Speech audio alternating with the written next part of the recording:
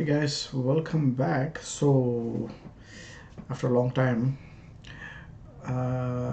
we'll just go through quickly an article that I came across recently. There was a discussion going on the Ricardo and Paula Facebook group, and I was just casually going through some pages to trying to prove that Kizomba had Zouk influence and all that, and I came across this article, which pretty much reflects as to what I feel is going on in the Kizomba community. But like whatever I've been saying in my earlier videos, whatever I've the way that the Angolans, all of a sudden starting to embrace Kizomba as a national pride and all that. It is pretty much covered in this article. So I've already went through the article, but I'll just go through this. So I just wanted to do this as part of the In Search of Kizomba video series, so that it gives another person's perspective. I think this was written back in 2019, 2019 March. So I believe okay, the article was written by Livia Ximenez Sedano. So not sure what site is this kane.info.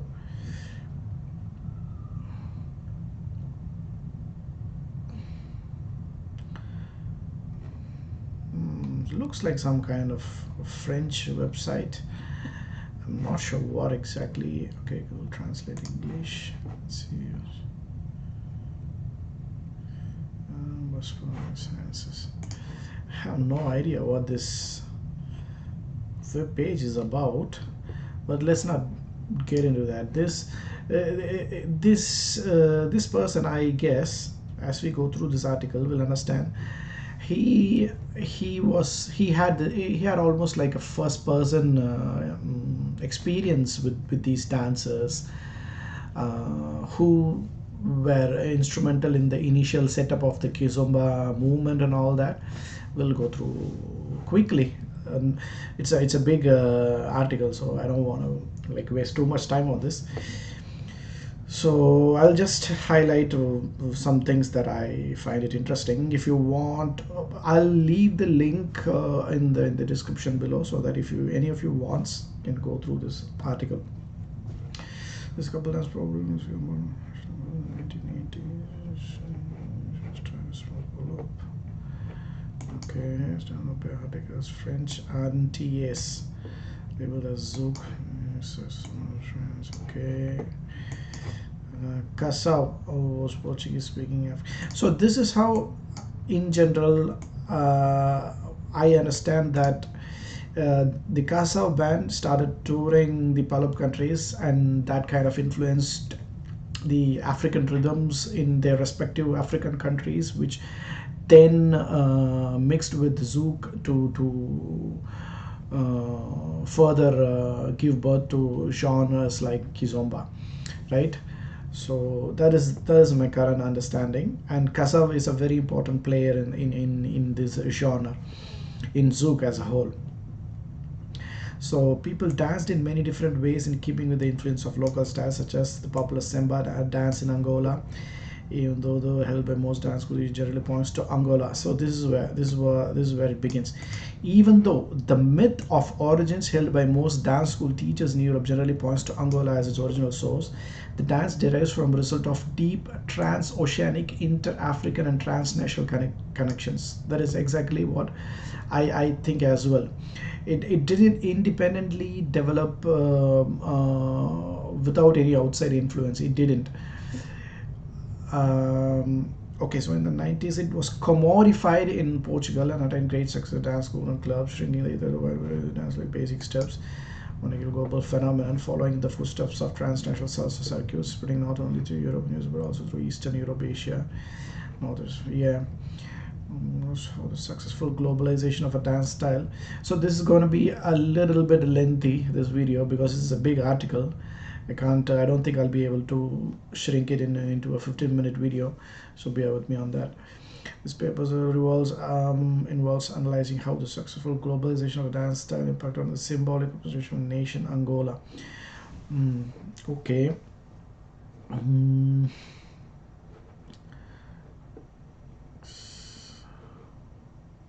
okay, see, look at what he says here. Um, Even those music and dance performances originally rejected as foreign and unauthentic by cultural authorities at the state level, I think he's referring to Angola, may subsequently turn into symbols claimed and fiercely defended as properly national by the very same actors in the wake of its global success. That's pretty much what happened in Angola, if I'm not wrong. And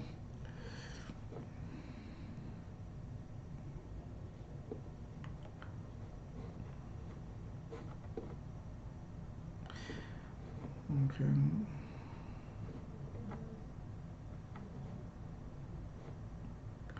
So this paragraph pretty much trying to establish what this article is going to be about. So it is going to cover Angolan Kizomba, Cape Verdean Kizomba, and Lusophone Kizomba, all these terminologies. So, okay. Yeah. First, this dance represents an interesting counterexample in the literature of dance globalization, as Kizomba first commodified and exported from a peripheral South European city instead of a global city. Okay, so for this reason, Kizomba emerged from a less advantageous position in the global dance industry, turning it into a contrasting case with those dances commodified in and globalized from New York or Paris, such as, say, salsa, hip hop, or tango. So I think he's just pointing out the difference that, Lisbon is not as you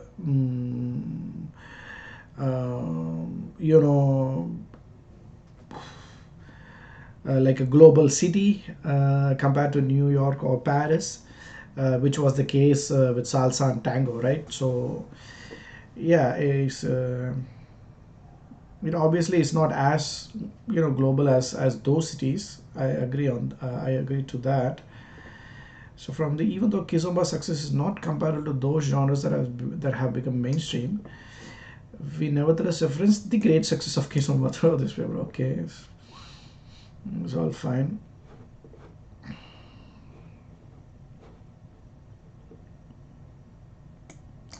Yeah. So this is an important point here. Just as in the case of Semba in Angola, this constitutes an example of nationalism from below based on everyday popular practices. Interestingly enough, Angola claimed the performance as a national symbol only after it achieved global success.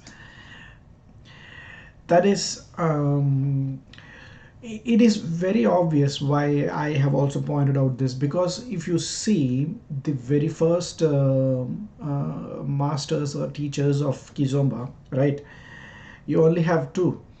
So like if you want to know more about this, you can watch my earlier videos about the pioneers of the Kizomba movement.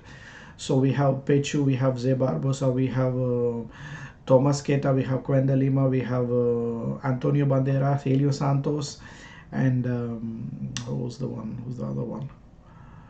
Mm, Thomas Keta, Zé Barbosa, Lima, Pechu, two from Angola. Three from Elias Santos, Barbosa, Quenda Lima, and one from Guinea-Bissau, right? One from Thomas Keta. So Thomas Keta, Zé Barbosa, Quenda Lima, Pechu, Antonio Bandera. Oh man, I don't not able to trigger off the top of my head. Elio Santos. I'm missing someone in that list. Yeah, you can refer to those videos. So in that movement, right, so you have Antonio Bandera and Pechu, and even those two people, they were not particularly in, like, okay, there's another guy, the guy that I missed out is oh my god, I am really bad, having a bad memory, man. This is bad. So there's another Cape Verdean dancer. He's a very popular dancer. He's a lean guy. Oh, forgot him. Okay, so even between Pechu and Antonio Bandera, right? If you take Antonio Bandera's style of Kizomba, it was nothing. It does not resemble Semba at all. So you can't claim that, and like the Angolan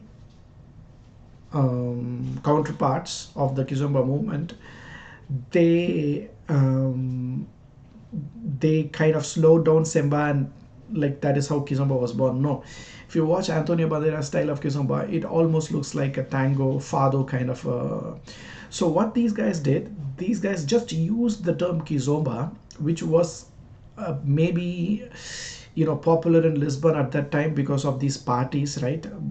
Kizomba as a dance does not exist. It was an artificial creation by these people who were involved in that movement. Kizomba actually it refers to, it used to refer to music, right? And the dance itself was called pasada at that time. But because these dance parties started to be called kizomba, they started to use the same word for the dance as well. And these pioneers, they capitalized on that movement and started to create a movement using that name, probably because it's an African name. And that's when the word started to be associated with the dance as well. Up until that point, I think it was probably called pasada. Even in Angola, that's what I've seen in many interviews as well. Even in Angola, it used to be called pasada, not kizomba, up until this movement was formed, the movement that I'm referring to. If you can watch my earlier videos. So so you had two Angolans in that group, and Pechu was mostly into, I think, traditional Angolan dance, or Kilandakilo or something like that. He was not even, and Tarashinia maybe. He was not even into the Kizomba. It was the other players who were into this artificial, really created dance, called, I think they all also wanted to create a framework for the steps and all that, as to establish Kizomba as a gift from Africa to Europe or something. So that the format of the dance and the way they danced, it didn't look anything like Semba at all. If you start watching these teachers' videos. Avelino Chantre. Okay, Avelino Chantre is the one that I forgot. You can watch his interview as well on DNA Kizomba. So interestingly enough, Angola started to claim Kizomba as a national symbol after it got popular, after it attained global success. Before that, there were no Angolans. In fact, I myself have seen many interviews of Angolan dancers who there is this YouTube channel called Kizomba. What was that? Kizomba. This is a very popular Kizomba dedicated to Kizomba, where they interview personalities from Kizomba, dancers from Kizomba. There's this African dancer Fernando, I guess, that he says he never really danced Kizomba till the time he was in Angola. So this whole Kizomba thing, it actually started from Lisbon, where you know immigrants, like Palop immigrants, they were the ones who who were dancing to this kind of music, predominantly kizomba and cabo love, cabo zouk, zouk love, and whatnot, in the parties that were happening in Lisbon, and then it got exported to Angola and other Palop countries, and so it was a bit foreign to these African nations, right? But eventually, when it got popular all across Europe, so these guys started to capitalize on that, and then claim it to be their own national property. And that is what this guy who's written this article, he points out, right? So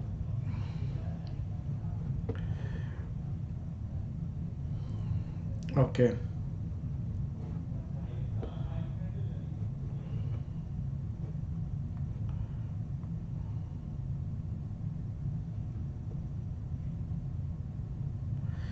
In terms of the music, okay, no, this is an important thing.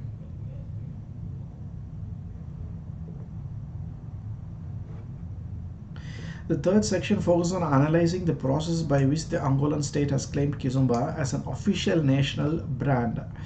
In context of competition for gaining visibility in the global economic, cities and states compete to place their respective brands. In this context, festival organizers based in Lisbon have claimed that Kizomba belongs to Lusophonia, a vague post-imperial notion that encompasses music and dance coming from a former colony. The Cape Verdean state is taken as a counterexample that has not claimed Kizomba as a national symbol, unlike certain national actors in the dance industry. Okay, fine. In terms of music, commodified kizomba aficionados usually prefer the most recent style developed by a new generation of artists such as C4, Pedro Mica Mendes. This new wave is characterized by a slower tempo, the influences of global beats such as R&B, and relies more heavily on digital sounds and effects than the generation closer to the Antillean zouk of 1980s. hmm okay.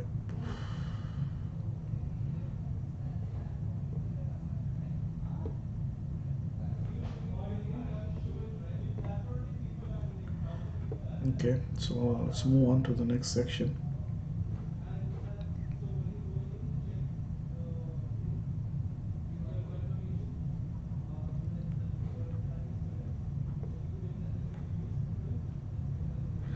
So in this art, in this section, he points out that, like, where and what all festivals this guy attended, and so basically this guy has. I think he's from Spain. He or she is from Spain, and during the first field work, took dance lessons for by circuit of Kizomba aficionados in Madrid and years, which okay. The second year, African Azarid participation in Jazzy Dance Club. Okay. Beleza. Beleza is an important club. Okay. This Portuguese channel. Okay.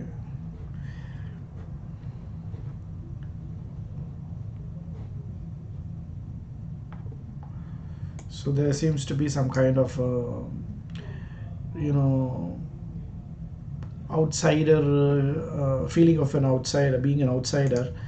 That's why he points out the Kizomba community didn't actually, like, were a bit suspicious about him conducting this interview, it seems, with different people. That's what he's pointing out. Okay, so we'll go to the next section, competing narratives. Okay, so this is an interesting one.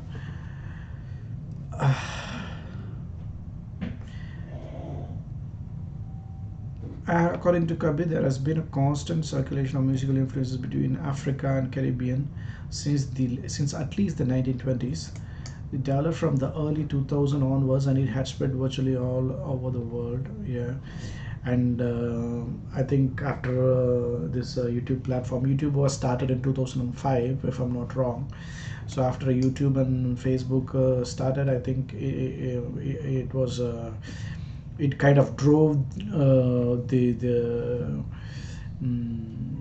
the viral going viral thing, right? They were the main drivers of. Otherwise, without YouTube and Facebook, I think Kizomba wouldn't be this popular. Like, it took just a matter of 10 to 15 years, right? As opposed to what happened with salsa, I guess it almost like almost 100 years, if I'm not wrong. But salsa is like way more popular than kizomba. I'm not comparing. So Kizomba did not need to establish its own international market structures from the outside, as it integrated into and followed the already existing global salsa circuits. Yeah, it became relatively easy for Kizomba in that sense.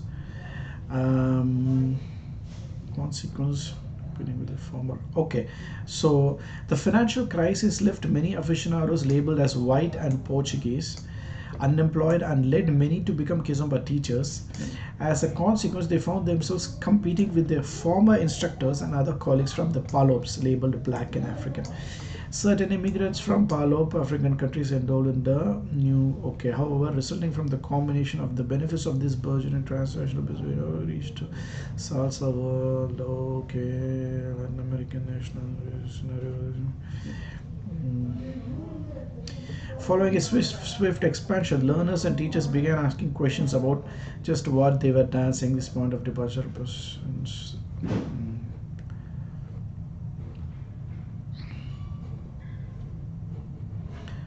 Okay. Okay, the fact that the term Kizomba was chosen in dance schools, leaving out other labels widely used in African discourse such as Pasada or Batida, held negative consequences for some teachers in the context of these legitimation struggles.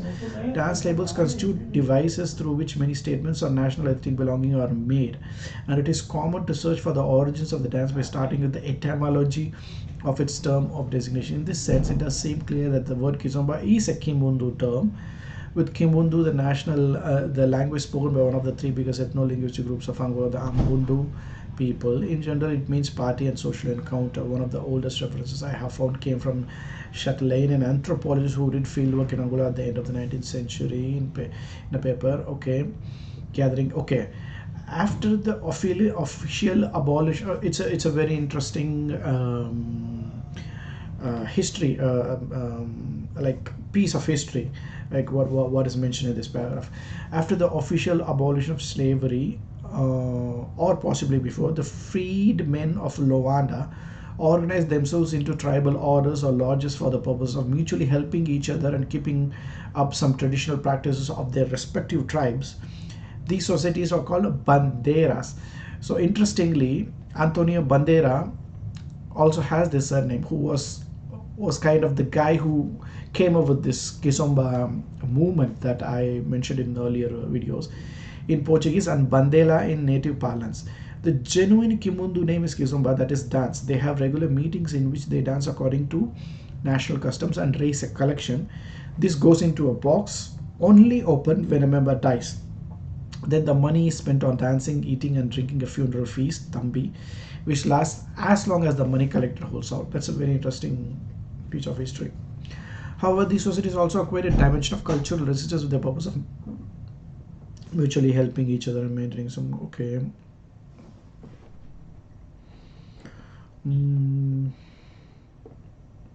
Okay. 1 century later, Kizomba thus condensed several meanings. This happened when? So this wow. So this the word is as old as like 1896 itself. That's what the article says. So one century later, right? Uh, as youngsters headed to parties in Angola in the 1980s, they used to say we are going to a Kizomba, and the corresponding music and activities became associated to the general concept of Kizomba. In the post-colonial context of Lisbon, the racism suffered by people labeled African in their everyday lives once again turned these dancing encounters into context of cultural resistance. The address official birth of the word for specifically designating a musical style took place when the journalist asked Bibi, the percussionist in his band, what kind of music they made. His answer was Kizomba music, that is for partying.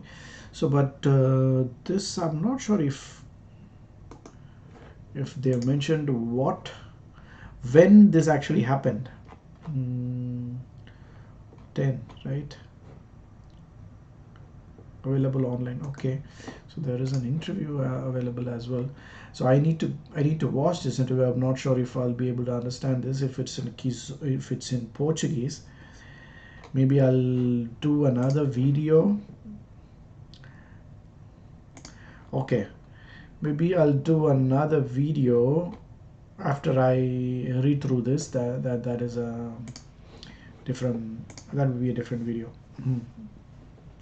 From then onwards, the term started to spread as a label for speaking about popular party music and made in the Angola of those times. In this discursive context, the widely consumed dancing styles labeled Cabo-zouk, Afro-zouk, and the like produced in Africa and when African artists living and traveling to Europe were considered something apart from phenomenon imagined as specifically Angolan Kizomba. Hence, with Kizomba as a Kimbutu term, some Angolan teachers claimed that the dance formed part of their own culture and they were consequently the only persons fully legitimate to teach it. This is what I am very mm, this is something I don't really like when when artists they try to do this, because music is, at least when it comes to Kizomba, it is fundamentally a fusion music. Now you can't exclusively claim control over that. And even if you consider even if it is exclusive to your tribe, musicians have to be, I that's just my opinion, musicians have to be a little bit broad-hearted to to to be able to allow others to embrace it as well, because all of the music styles and dance, they are in a way influenced by one another, right? So going back to history, right, partner dance didn't exist in Africa at all. So and I believe it was brought to Africa by either the Portuguese or the French. I'm not sure about it. But if the Europeans started claiming that no one else can teach partner dancing, like where would this end? You'll have to go back, like, so I don't think anybody has a right to claim music and dance as their own property. That is bullshit, literally. Okay, which is an African product. So other teachers, mainly from Cape Verde, maintained that this dance was not only Angolan but rather constitutes an African product, and hence their own performances require due recognition as authentic. Of course, even there's even a video of Gwendolima, right, where he complains that you know they are starting to they are asking him to carry Angolan flags in Kizomba parties and whatnot. That is stupid and that is very rude. Only ignorant people can do that. It is as simple as that. So, in addition, some teachers in Europe claim that the style was a global dance and thus property of the world, with their own performances correspondingly also in India. Some main voices in the debate over the national property of Kizomba through several short stories taken from the field. Okay. We begin with Carlos Vieira Diaz. So this is the real name of Mestre Pechu, considered one of the very first Kizomba teachers, and now into his 40s, one of the oldest. For these reasons, he stands out as an authority for most Kizombeiros and Kizombeiras. He belongs to the Vieira Diaz, a well-known family of musicians that played an active role in the Angolan independence process. I was not aware of this, so it's an interesting information. Although without any formal training in dance, he participated in Luanda's carnival troops. Okay, blah blah blah. Later in 1996, he arrived in Lisbon and took various jobs to make a living. Okay, decided to recreate the ballet company Kilo to Kilo. Okay, traditional. A few years later, he was invited to hold a Kizomba workshop. At first, he took this as a joke, before then later accepting it. I don't understand why he would take that as a joke. Someone asked him about the origins of this dance. He explained he is writing a book on the real history of Kizomba.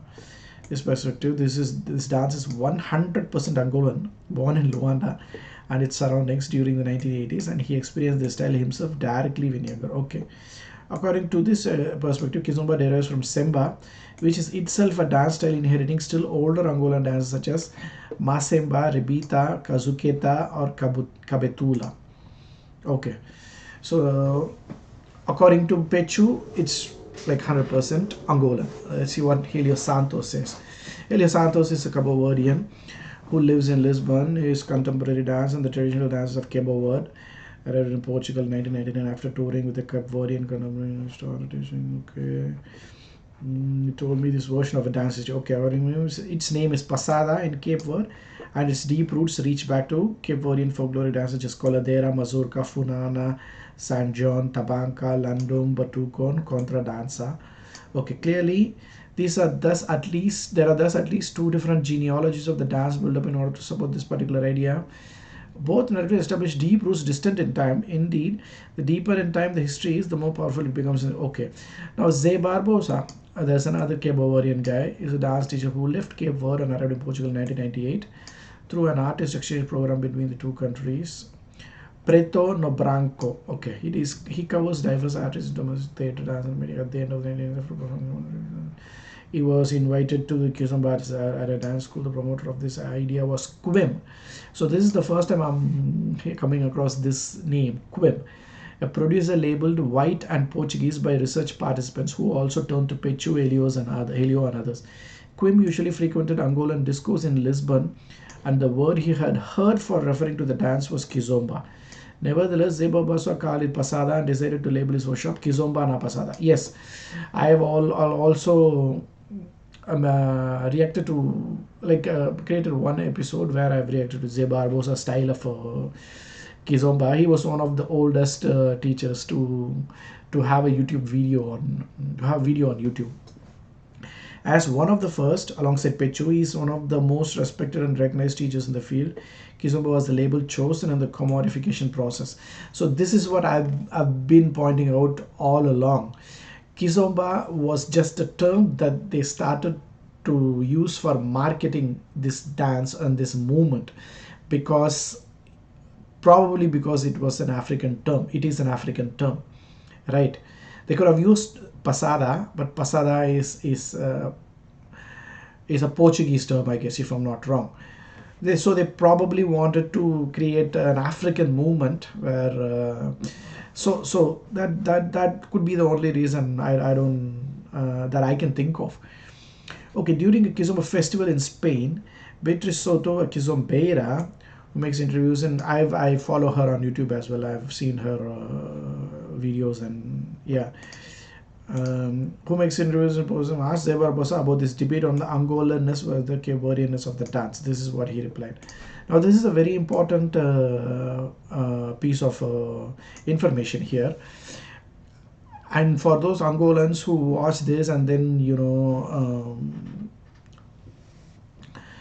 try to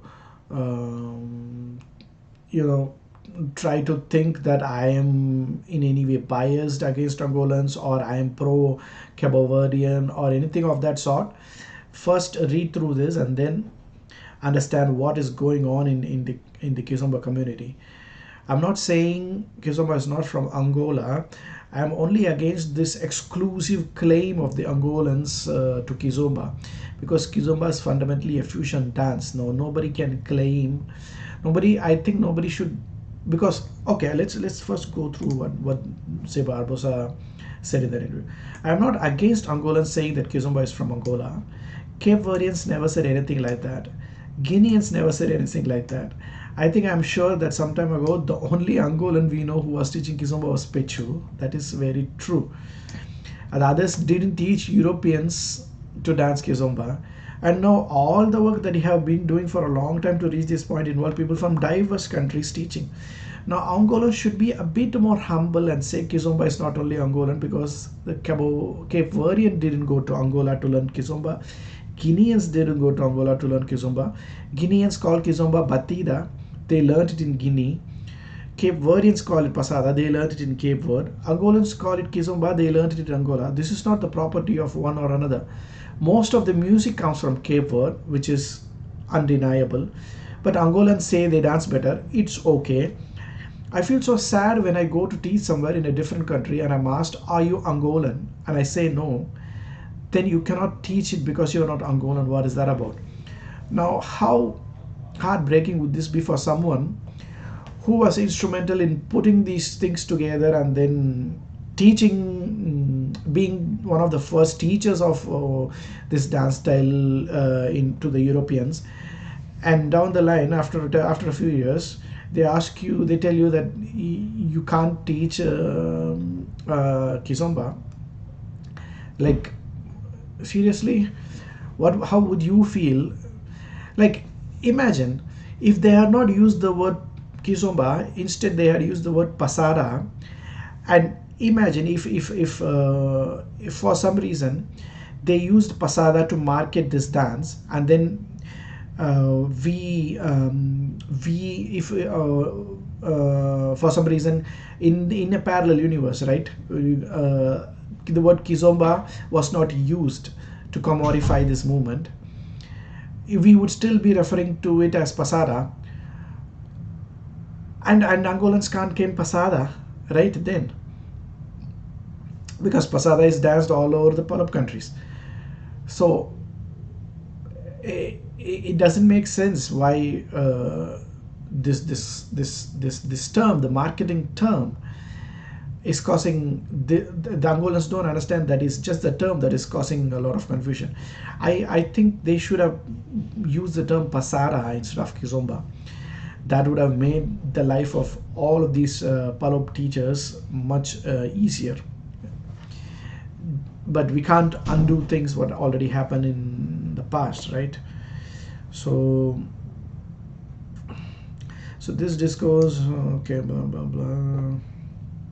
So in the 2000s, Kizomba grew constantly rapid in Portugal, far more than might otherwise have been expected, with students desiring to start teaching. Previously, some of the Portuguese teachers, without any live experiences or kinships ties with the Palops, became so popular and valued that they got compared with their African labeled peers. This happened to our next actors, Afro-Latin connection. So this is referring to Ricardo and Paula, Portuguese artistic couple based in Porto, who first learned Kizomba with Pechu. At some point, they began receiving invitations to Kizomba events and festivals that Pechu did not receive. That could be, see, that could have been a racistic thing, right? I'm not denying that. I don't know why they would rather invent Ricardo and Paula and not invite Pechu. I am not sure about the intentions behind these organizers. It could have been racist as well. So I'm not here saying that, but that doesn't justify when someone is trying to claim exclusive control of a dance, right? Discrimination should definitely not be there. I agree to that 100%. But then again, this exclusivity about only Angolans being able to teach Kizomba, that should not be the case either, because so many other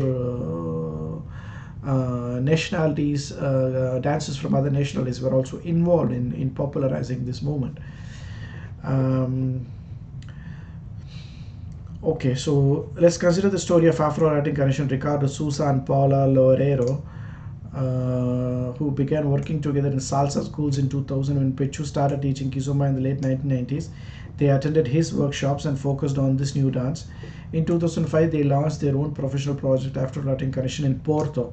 They set up their professional dance company, their own dance school, a bar called Muxima, and also promoted Kizomba events, for example, Tafix. So Tafix is a very popular festival, from what I understand, and it happens every year. I think, I'm not sure if it happened last year, maybe because of COVID, but it's one of my bucket list items that I'll definitely go there in the future if all this madness, COVID madness ends. So they became extremely successful, opened door for other people labeled Portuguese to feel confident and establish their place in Kizomba field. So they have their own Facebook group as well. I'm a part of that group, and that's exactly where this whole discussion started. They they are very knowledgeable in Kizomba as well. So I follow their posts and YouTube videos. One of my favorite dancers and one of the oldest Kizomba teachers as well. So other people across Europe definitely follow this similar path. The competition thus became harder, and the debate over the legitimacy became even bitterer. So on the eve of 9th December 2013, I was invited to dinner at Pechu's house. Some of the guests were Kizomba teachers born and raised in Angola, and others He had Netherlands. One of them said it was all urgent for Angolan teachers around the world to get together in order to claim the Angolanness of Kizomba. See what happens. Like initially, okay, let's not get into that. We need to join our forces around a leader, and it should be Pechu on the one who started all this.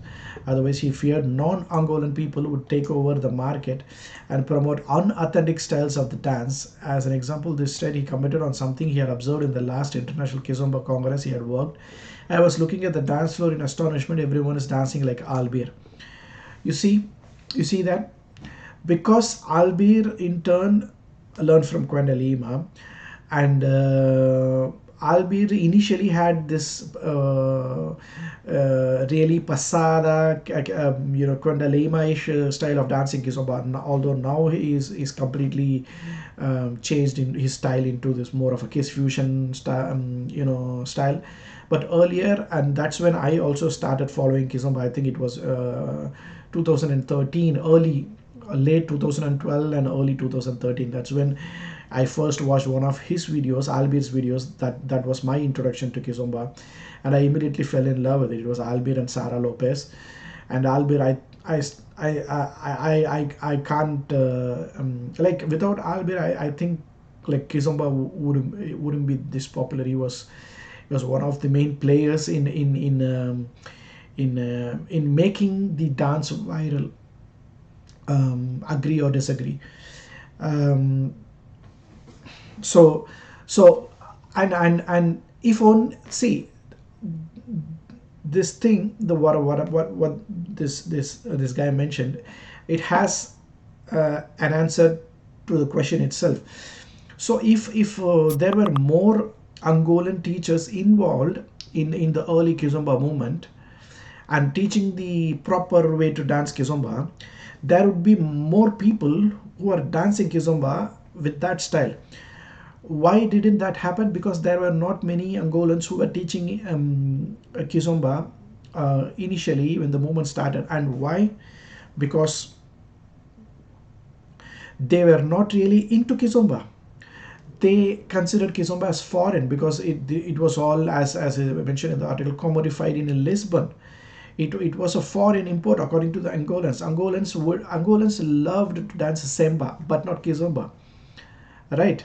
They always thought of Kizomba as an outside, as a non-Angolan thing, not a traditional Angolan thing initially. But then when this movement kicked off, and then when it became popular, it became a national pride and it became Angolan, right? That is what I'm trying to point out. I've been trying to point out in my previous videos as well. So we know. Okay, so what is this about?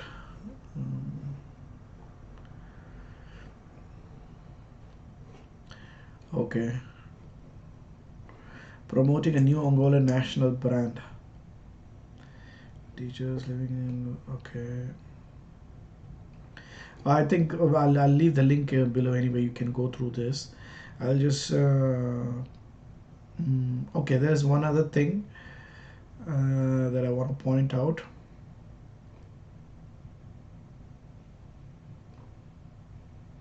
So this is referring to that Facebook page Kizomba Nation, and like how it was established as an Angolan nation kind of from an Angolan nation perspective. Kizomba is an Angolan thing kind of perspective, and how it was made popular. So so the man who designed the Kizomba Nation project. So this is what he says.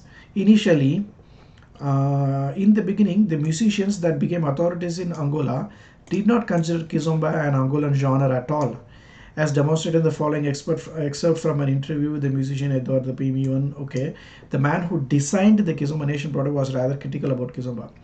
The art critic Jomo Fortunato said that Kizomba was a poor imitation of Zouk.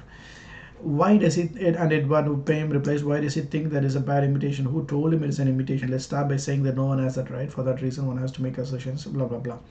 Following the success of Kizomba at a global level, its status changed dramatically to the Angolan administration. It passed from being overlooked and disregarded as a foreign form of music and just a passing dance fashion to take up a full role in the set of national symbols. As such, it was performed as exhibited at official events such as blah, blah, blah, blah.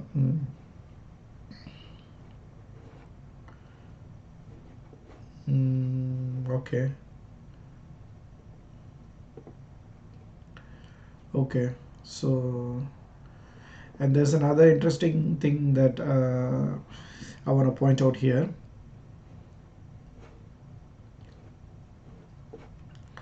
So these are some important things that uh, famous singers have pointed out. Like they were all Angolan. Okay. Another example comes with a television show in which debate origins. Like Lito Grasa says, for me, Kizomba as a musical style does not exist. For me, it's Zouk. If you write it on a stave and you see the pattern and taking into account that what defines the musical style is the percussive bass with the core instrument that is the bass, you're going to see a written pattern of Kizomba and the written pattern of Zouk, and it's the same thing. The rhythmic bass is the same. Carlo Pasco replaced, but the Antillians wouldn't accept that what Angolans sing, even if their instrumental bass is zouk. For me, Antillean music, zouk is the music made by Antillians, Kizomba is made by us. So, in order to carry, okay, so these guys, in order to convey an idea of nationalist feeling underlying this heated debate, there are below two of the comments posted when the program launched on YouTube. Some people had become rather upset about Leto's statements about Kizomba being equivalent to zouk in musical terms, even though he was one of the oldest, most experienced, and most respected musicians in the country. So unfortunately, this is what they say. YouTube is full of such nasty comments against anyone and everyone who claims Kizomba is not from Angola, right? Unfortunately, there are Angolans that give out a negative image of Angola, making improper claims. And see, look at this. This kind of claims they are making against a musician who's one of the oldest and most respected in Angola. They see, the point is they just cannot, what do you call, they simply cannot take criticism. Some people, right? This old man, like how disrespectful. Okay, Cabo word constitutes an interesting. This is what I'm against. Whenever I go to, whenever I watch videos about like dancers dancing the pasada style of Kizomba or any other styles of Kizomba, you can immediately see in the comments Angolans, bouncing, ganging up on them, saying, "This is not Kizomba. This is not Kizomba. That is not Kizomba," and some of the comments are really hurtful, right? It is unfair. This much of negativity, I think, in a dance scene should not even be there. All for what? All for uh, I don't know what to say.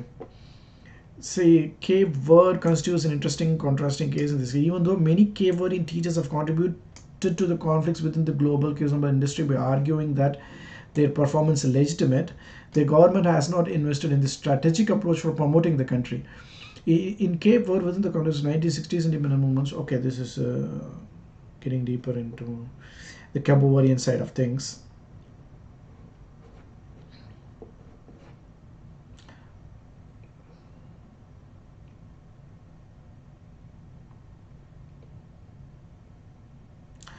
Okay, so it's a very interesting article, and I hope if you're into Kizomba, you would definitely it would really help in understanding a different perspective as to how Kizomba started and how it became popular.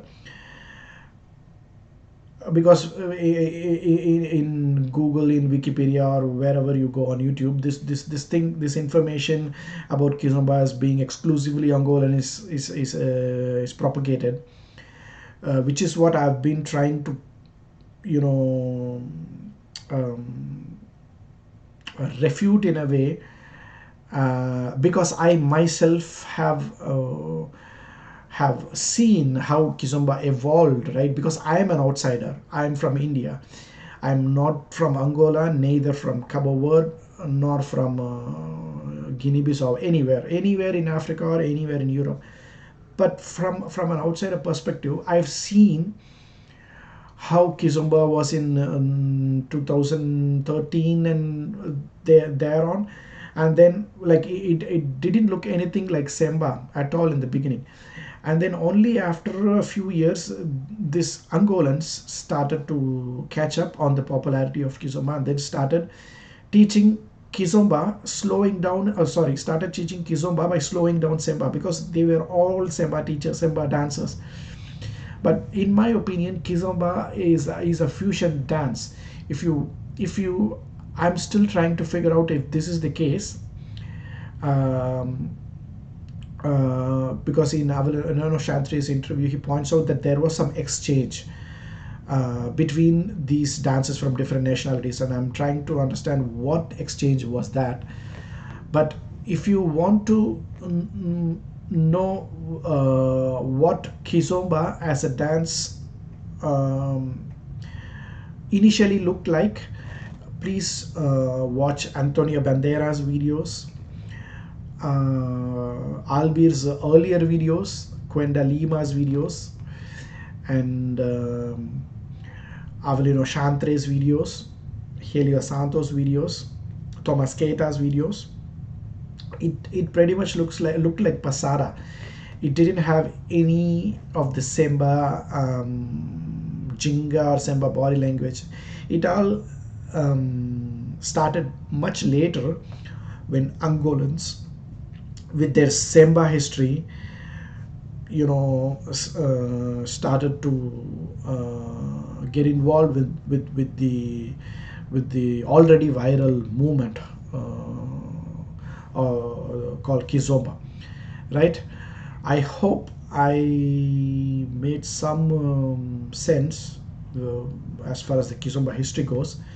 I will continue to find more articles or more information. um, I'm trying to interview some of these players in the Kizomba movement. I am not sure if that will be that. I don't know, whether Zoom interview or something like that. I don't know honestly how. I've never done anything like that before, but I would love to interview these people, who these dancers, these amazing dancers who were involved in the movement, trying to understand how it all started and what was on their agenda and on their minds, like what were they thinking about this whole concept of the Kizomba movement, right? Yeah, please let me know if you have any comments in the comment section, what you think about the history of Kizomba, and if you disagree with any of the things mentioned in this video or in the article, let me know. Also, do subscribe, and if you like Kizomba related content, I also post videos from film like dance congresses that happen in Sydney. So if you are into that kind of content, please do subscribe. Yeah, thanks a lot, guys. Bye bye.